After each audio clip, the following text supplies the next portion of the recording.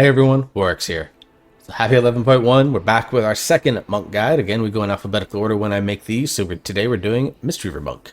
The Mistweaver Monk is looking quite powerful for Season 2. Very good chance you'll see it in a variety of high-end content. So if you're a Mistweaver Monk main, or if you're someone that's looking to get into Mistweaver Monk, this is probably the good time to do it. The spec plays very well right now, despite the fact that Mistweaver is seen by a lot of people as being one of the more difficult specs to get into. I failed to see that, but I've also been playing it for a while, so I know my view is skewed. So, quick note about the guides that I make. When I make my guide videos, I do not point them at, like, advanced users. So if you've been playing Mistweaver for a long time, you're probably not going to get a ton out of this video. There might be some things that you get, and I still appreciate you clicking on the video either way. I target my guides a lot more towards people that are trying to find a foundation, whether they're new to Mistweaver, trying the spec for the first time, or they've been playing it maybe for a tier or two and are just trying to continue to build and evolve and set up a foundation for them to experiment more further on. So what I would talk about in my videos, well, I go over the major changes to the talent build, some key things to think about where most of the video time is spent. But then I'm going to talk about things like your gear, your stats, and your consumables. And then we'll talk a little bit about the healing priority. Not a ton has changed from when I did my Monk Academy series. Mistweaver is probably the one that's the most out of date because there's been significant talent changes since the beginning of the expansion. But the core concepts of that are still very much valid. So if you want to go deeper into like the rotation of Mistweaver Monk, I definitely recommend my Monk Academy series. These are designed and targeted strictly at beginners. 3 videos on each spec. They're all quite long, so something for you to rewind, pause, go back to, fall asleep to, whatever you needed to do. So let's dive into the Mistweaver talent builds. We're going to start with the raid build. And from the raid build perspective, not a ton has changed. One of the great things about the Monk class tree is that you do gain a lot of points that are quite flexible. So you can do things like grab Jade Walk or improve Detox, can be shifted around as you need to in order to grab maybe something like Ancient Arts or come down into this area where you want to grab like Spirit's Essence. Windwalking, another talent that can be moved around as you need to grab things like, Healing Winds if there's really good Transcendence tech and you want to give yourself an extra heal. Quite a few things going on. Dance of the Wind can be moved to grab something like Healing Winds or something like that. So you get a lot of flexibility, but a lot of the other talents are pretty core. Again, Quick-Footed, another one that can be moved around as needed. Chi Burst versus Chi Wave. Chi Burst is generally going to be better because you can cast it on a stack group and gain a little bit more value out of it versus Chi Wave, which really sees value in 1v1s, which if you're a healer, it's very, very rare that you're going to get that type of situation.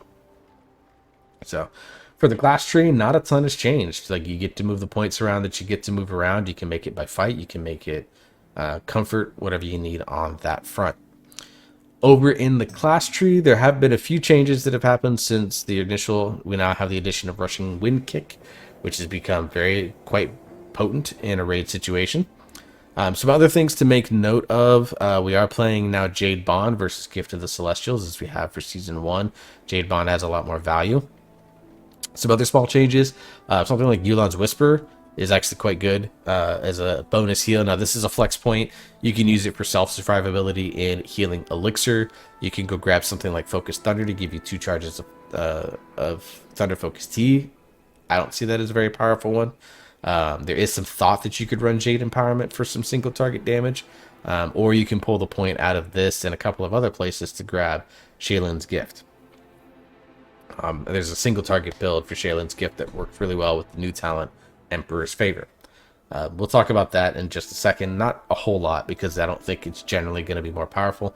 Or you can grab something like Uplifted Spirits as well if you need to get your Restore or Revival cooldown. Either one is fine. You can use whichever one. Now, from a hero talent perspective, Conduit of the Celestial is still going to be the pick. Now, I know you noticed this right here. We're basically wasting your hero talent by not taking Shaylin's Gift. And that's really because Shaylin's Gift in a raid situation doesn't have a ton of value unless you're playing a build that requires you to invest 3 full talent points into Shaylin's Gift, Veil of Pride, and Emperor's Favor. And that basically what Emperor's Favor does is it makes Shaylin's Gift like a very powerful lay on hand single target type build. Makes it instant cast, increased healing, and allows you to gain extra amount based off of the mist generation that you get. It's a very, very, very powerful single target heal.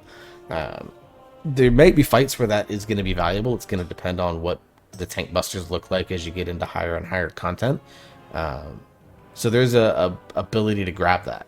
Now that said, the talent that you're missing out on, Heart of the Jade Serpent, from a raid perspective, you don't actually gain a ton of value out of it. Like reducing cooldown timing of these abilities is like fine, but it's not like super game breaking. Really, the big ones that you gain out of Conduit of the Celestials is literally Celestial Conduit, Unity Within, and then Inner Compass. Those are like the big three. And then also Restore Balance, which is good because you get Refreshing Jade Wind while you're in your Yulon ramp window. So you can put out just a ton of HPS. The value in this talent being missing is not there. That said, if you want to run a more Shaylin's Gift oriented build, you can. Just know that it's probably not going to be as good. Some other flex points that you can look at, potentially taking out Mending Proliferation. But Enveloping Mist is starting to find a new home. It's outside of your before you start your Yulon ramp windows. Enveloping Mist is actually, generally speaking, going to be the target of your Thunder Focus T casts in raid situations, because you're going to play Secret Infusion, so you gain 15% crit, and crit is going to be very valuable. Spoilers for later in the video.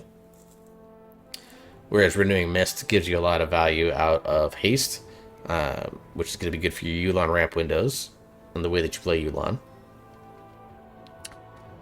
So a talent like Mending Proliferation has value because you're going to have quite a few Enveloping Mists out there, which means it can spread around, and again, it just gives you big fat AoE heal over time healing. So raid build, again, some minor changes, but nothing that's going to be considered super major. You are grabbing Life Cycles now versus Energizing Brew because the nerf to Mana Tea happened, and Life Cycles does provide a little bit more, and allows you to stack quicker. And if you're using Mana Tea more, because you are going to use Mana Tea more often, since you're not going to gain as much out of the mana regen off Mana Tea, you need to use it more often, and that's where Yulon's Whisper comes into play. So you can see different talents are synergizing with each other. From the Mythic Plus standpoint, again, I'd say not a lot has changed. We're still playing your Jadefire Stomp, Jadefire Teachings build with the powerful Shaylin's Gift AoE heal.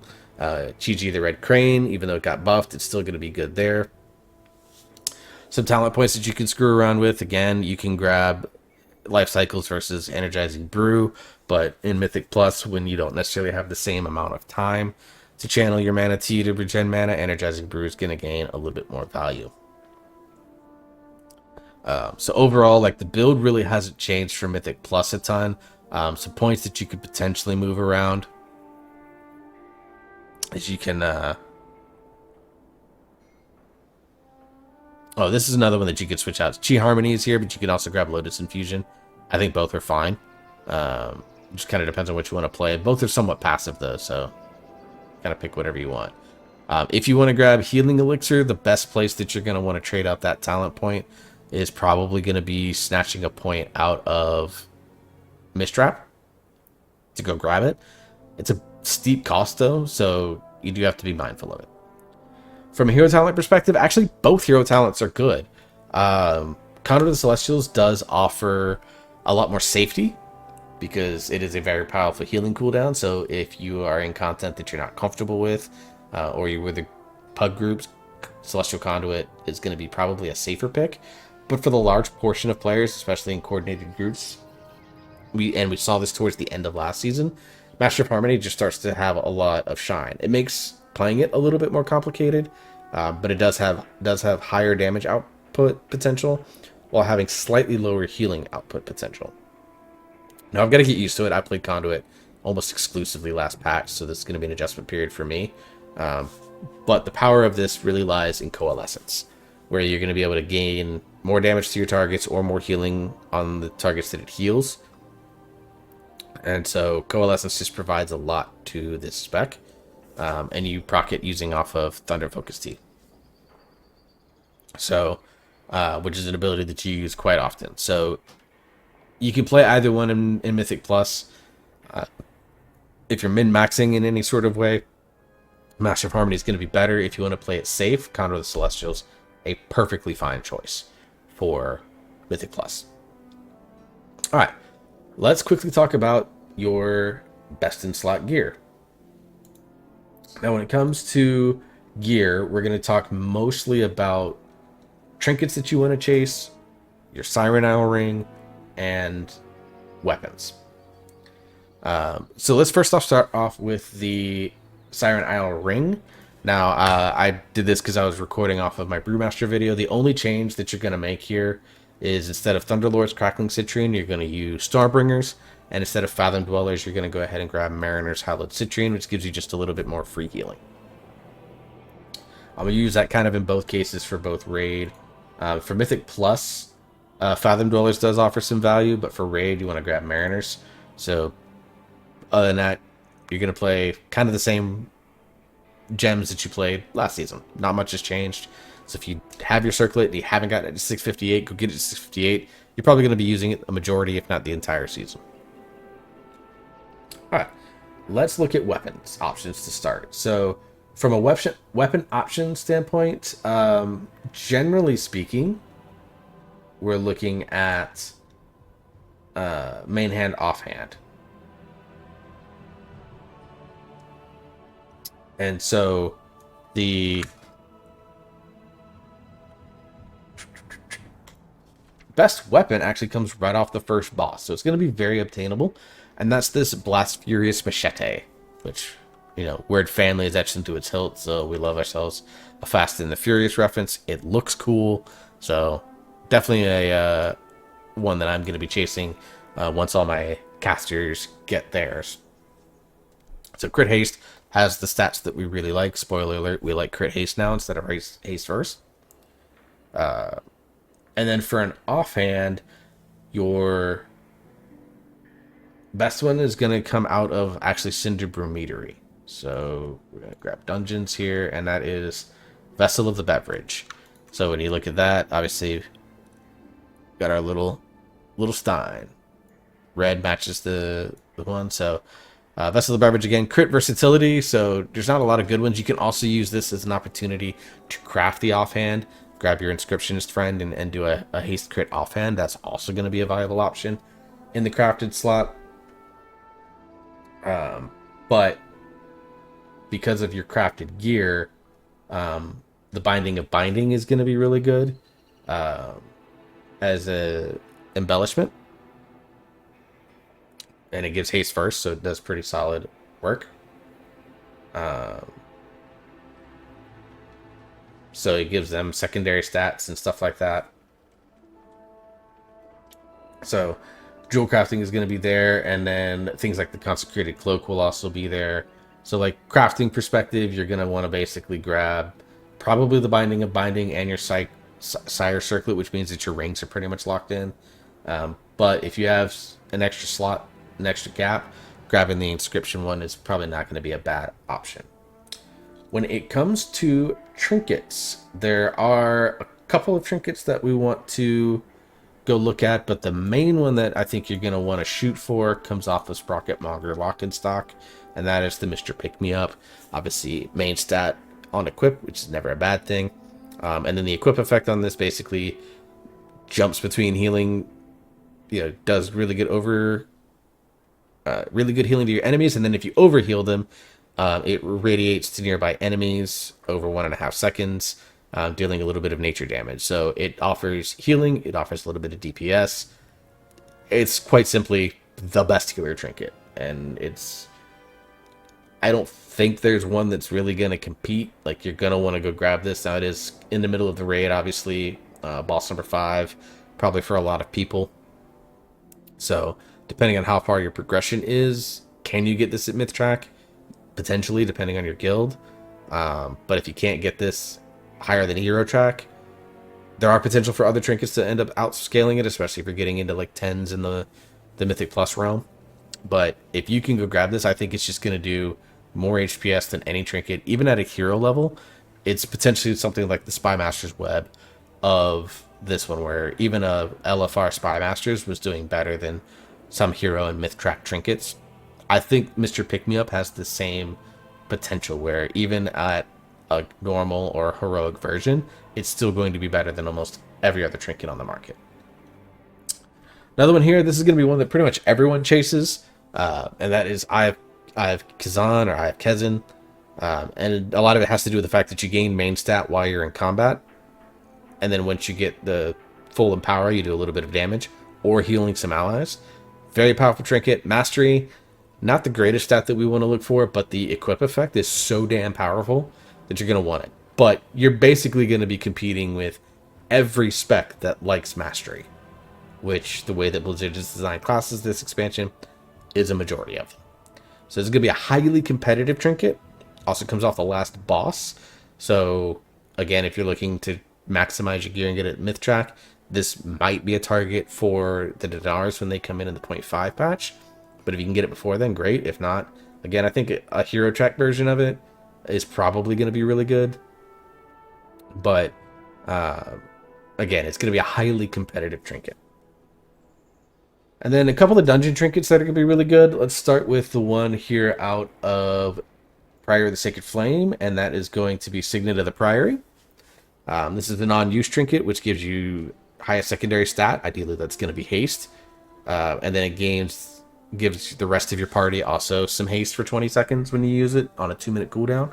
So it can line up pretty well with like an every other Chi-Ji use in Mythic Plus, or in every, pretty much close to every Yulon window. So you can macro it in with that. Just a really solid trinket on use. So you do have to, either macro it in or find a key binding for it, but really, really solid trinket that I think is going to be quite good for, really a lot of casters. So again, it's going to be a competitive one, but, dungeon loot is a little bit more forgiving versus raid loot, in my opinion. And then the other one that we're going to go look at is we're going to go dip back into Shadowlands, because in Theater of Pain, our old friend the Soul Letter Ruby is back. Another on-use trinket, giving you, use it against your thing, does a little bit of heal up front, and gains more critical strike. And then the lower health on your target, the more crit that you're going to gain. So again, spoiler, Mistweaver likes crit. So this has a lot of value. I'd say of the kind of 3 trinkets below the pick-me-up, this is the most finicky one to use. But you can definitely take advantage of it. These I would consider like, if Mr. Pick-me-up is like the S tier trinket because it's just by far the best, I would say these are like A+. Like they're very, very good. And if you get 2 of these because you're not getting luck with Mr. Pick-me-up, I don't think you're in a bad place. Another trinket to keep an eye on, I would only go after this if it's just the one that you happen to get, is going to come off of Mugsy. And that is Mug's Moxie Jug. So this one, again, it's a passive trinket if you don't want the on-uses of Priory or of Soul Letting Ruby. You can grab this one. This is another one that's not going to be awful. 15-second duration, gaining critical strike, which is never bad. Each spell cast during that grants an additional 919 crit, so you get this proc during Bloodlust, for example. It's going to be crazy. Now, obviously, you have to meet, it says I can't wear it every second, but outside of Bloodlust, you're rare that you're going to ever get below a 1-second GCD.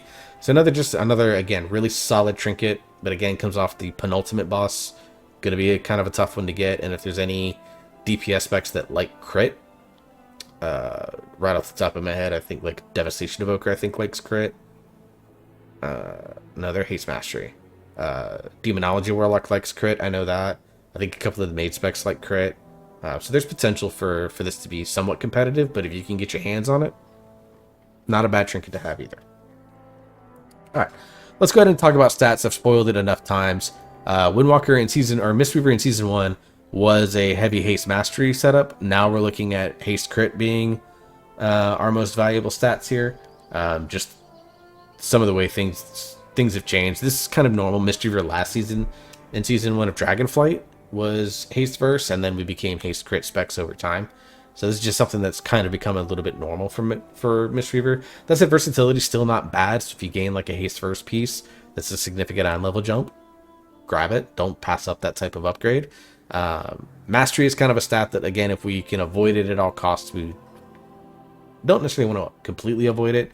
But it's not a stat that you're going to go necessarily go chase. If it's on like a really good piece like the Eye of Kezin, you'll take it. You're not going to be thrilled about it, but you'll take it. And then if any of your tier pieces have mastery on them, you need 4 of them to gain your bonuses, so you're going to just accept it for what it is. Very similar to how Brewmaster Monk just kind of accepts haste on their tier in order to gain the 4 pieces. It is what it is. Alright, let's talk enchants. So, weapon enchant, Storm Rider's Fury, which gives you the haste proc. It's going to be just your best one. There are people that play with things like Authority of Fiery Resolve as an alternative. It's more expensive. You can probably get a 3-star Storm Rider's Fury for much cheaper. And the value that you gain out of the big haste proc is just that much better. Cloak and Bracers, you're going to want to grab Leech. Again, just because Leech for healers is so damn valuable. Crystalline Radiance still on your chest piece. Defender's March still on your boots. And then for your rings, you're going to want to either do haste. If you're going to do like the 190, the Radiant haste, gets you 315 haste. If you're going to do a cursed enchant, you want to do versatility because it drains mastery, which you don't really care about. Now let's talk about leg enchant. So typically you're going to want to go grab Sunset Spell Thread. That said, there is a new enchant that was introduced from Leatherworkers this patch called the Charged Armor Kit. I'll talk about this a little bit in the Brewmaster video too, but if you play multiple versions of your monk specs, this actually might be a good one to get while you're trying to get like multiple leggings in order to set up for like a Windwalker one, a Brewmaster one, and then a Mistweaver specific set of gear. In the meantime, if you are just got like a big leg upgrade and you need something that can work generically well, it's going to be a step below the specialized pieces.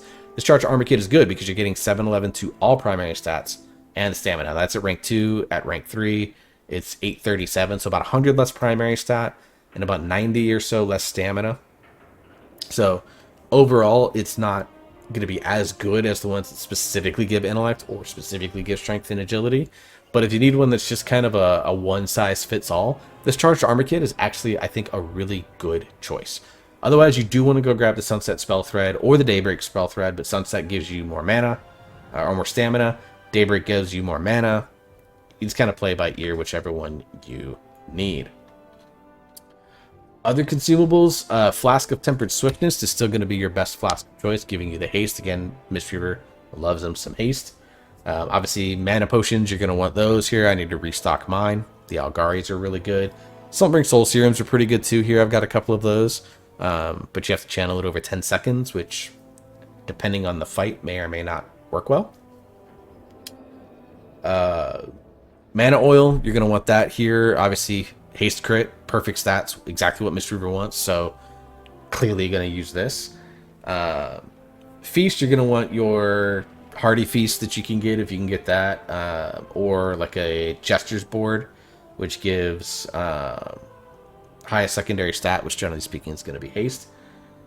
And then for your diamond, you're going to want to go after the Elusive Blasphemite, which gives you 181 intellect plus 2% movement speed per Algari gem color. Now I have on my belt for the Adrenal Surge clasp, I've got the critical effect. This is also not a bad choice if you just want to run one across the board, but I'll leave that up to you.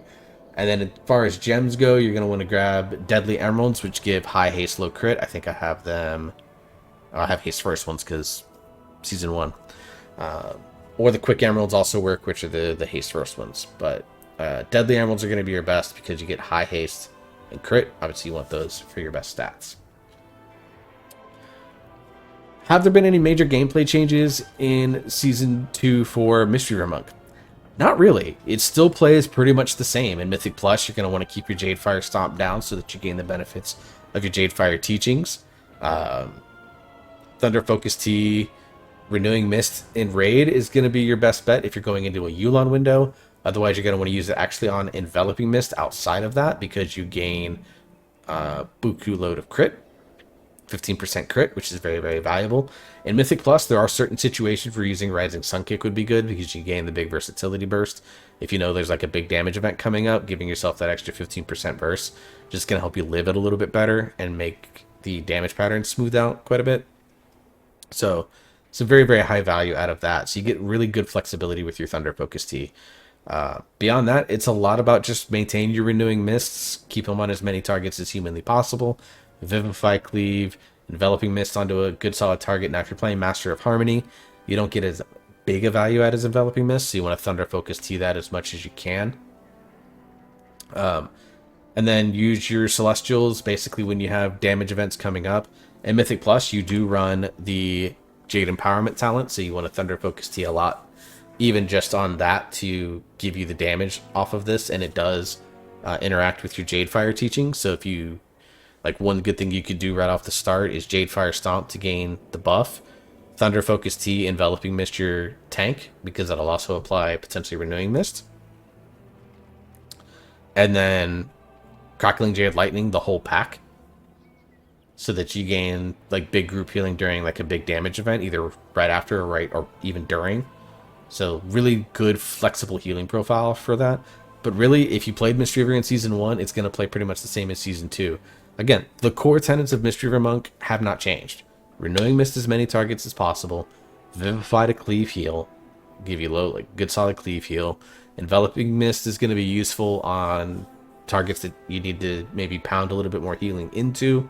Then you have good cooldowns through Sheelan's Gift in Mythic Plus, your Celestials, and Revival/Restoral in Raid and Mythic Plus scenarios that allow you to kind of have a cooldown for these big AoE damage events that have become pretty common in Dungeon and Raid scenarios.